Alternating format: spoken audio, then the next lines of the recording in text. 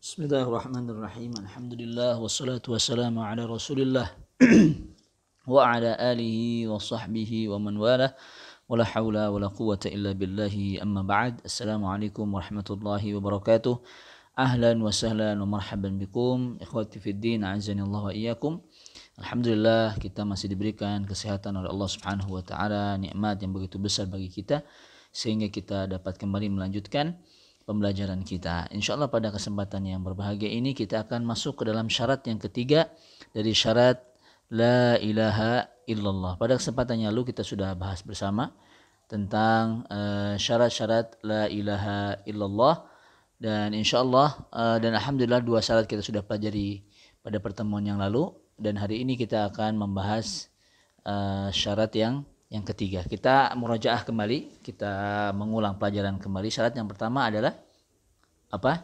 Ilmu yang tidak dicampuri dengan kebodohan atau kejahilan. Yang kedua adalah keyakinan, harus yakin dan tidak boleh dicampuri dengan keraguan. Yang ketiga adalah al-ikhlas. Ya, ini akan kita pelajari, yang tidak dicampuri dengan kesyirikan. Kemudian yang keempat, kejujuran yang tidak dicampuri dengan dusta. Yang kelima, kecintaan yang tidak dicampuri dengan kebencian. Keenam, ketaatan yang tidak dicampuri dengan pembangkangan. 7, penerimaan yang tidak dicampuri dengan penolakan. 8, pengingkaran terhadap seluruh sesembahan selain Allah Subhanahu wa taala. Yang mana syairnya sudah sering kita baca, ilmun yaqinun wa ikhlasun wa sidquka ma'a mahabbatin wa inqiyadin wal qabuli laha wa zida thaminuha al kufranu minka bima siwal ilahi minal asya'i qad ulliha. Pada syarat yang ketiga yaitu al-ikhlas. Apa itu al-ikhlas? Al-ikhlas adalah memurnikan amalan perbuatan kita, ya, memurnikan seluruh amal perbuatan kita dari segala kotoran-kotoran syirik. Dari segala kotoran-kotoran syirik. Apa itu syirik? Nah, kalau kita di Indonesia biasanya ada orang syirik itu digunakan untuk iri. Kamu syirik sama saya karena saya punya rumah baru. Nah, syirik di sini bukan yang dimaksud dalam pengertian syirik lawan dari ikhlas. Kalau syirik dalam bahasa Indonesia ya syirik itu iri. Tapi dalam bahasa Arab asyirku artinya sekutu. Maka ikhlas itu lawannya adalah syirik. Ya, apabila orang ikhlas kepada Allah, ada juga orang yang syirik kepada Allah. Ya. Kemudian dan mengikhlaskan segala macam ibadah hanya kepada Allah. Jadi kita betul-betul memurnikan ibadah kita, ya, semua ibadah kita kepada Allah Subhanahu wa taala. Allah Subhanahu wa taala sudah berfirman, ya, dalam Al-Qur'an, yaitu ayat Quran surat Az-Zumar. Allah Subhanahu wa taala berfirman, fa'budillaha mukhlishan lahuddin, ala lillahi dinul khalis. Fa'budillaha mukhlishan lahuddin. Maka beribadah kepada Allah dengan memurnikan ketaatan kepadanya.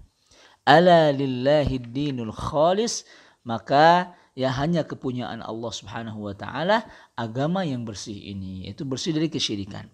Dalam surat Al-Bayyinah yang sering mungkin kita dengar juga, wa ma umiru illa liya'budullaha mukhlishina lahuddin. Padahal mereka tidak diperintahkan kecuali agar beribadah kepada Allah dengan memurnikan ketaatan kepadanya. Rasulullah sallallahu alaihi wasallam bersabda, as'adun nasi bi syafa'ati yaumal qiyamah man qala la ilaha illallah khalisan min qalbihi aw nafsihi. Orang yang paling berbahagia dengan syafaatku pada hari kiamat nanti adalah orang yang mengucapkan la ilaha illallah secara ikhlas dari hatinya atau jiwanya. Hadis diriwayatkan oleh Imam Al-Bukhari dari sahabat Abu Hurairah. Maksudnya adalah ketika kita mengucapkan la ilaha illallah, kita faham maknanya. Tidak ada ilah yang berhak disembah kecuali Allah. Kemudian kita meyakini lafaz ini. Kemudian setelah itu kita ikhlas. Semata-mata mengucapkan kalimat ini hanya untuk Allah. Bukan karena yang lain. Satu permasalahan yang terjadi. Orang kafir. Yang ingin menikah dengan seorang wanita muslim. Ya. Yang dia sangat mencintainya. Kemudian dia masuk agama Islam. Mengucapkan la ilaha illallah bukan karena Allah. Akan tetapi demi menghalalkan wanita tersebut. Karena dalam misalnya keluarga perempuannya ya tidak mau menikah kecuali dengan orang muslim. Nah, maka dia masuk Islam karena wanitanya. Nah, maka bisa kita lihat setelah ia mengucapkan syahadat kemudian menikahinya, apabila wanita tersebut ternyata tidak sesuai keinginannya, maka biasanya dia akan kembali lagi murtad. Maka di sini sangatlah penting. Kemudian ada orang masuk Islam. Ya semata-mata karena Allah, bukan karena kalau dia masuk Islam dagangan dia makin laku ya, atau misalnya dia semakin naik pamornya, atau karena ada sesuatu yang dia inginkan. Nah, maka ini ya menyelisihi, dia mensekutukan Allah Subhanahu wa taala dalam niatnya. Maka kita semua ketika mengucapkan la ilaha illallah harus ikhlas dari diri kita, dari hati kita, dari jiwa kita, bahwa saya mengucapkan ini karena Allah Subhanahu wa taala, tidak ada satupun niat selain itu.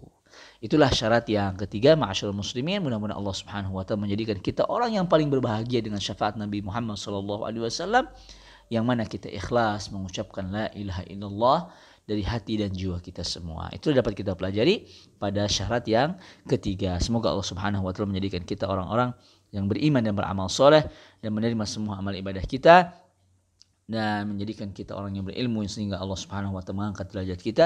Wassallallahu ala nabiyyina Muhammadin wa ala alihi washabbihi ajma'in. Wallahu taala a'lam. Wassalamu alaikum warahmatullahi wabarakatuh.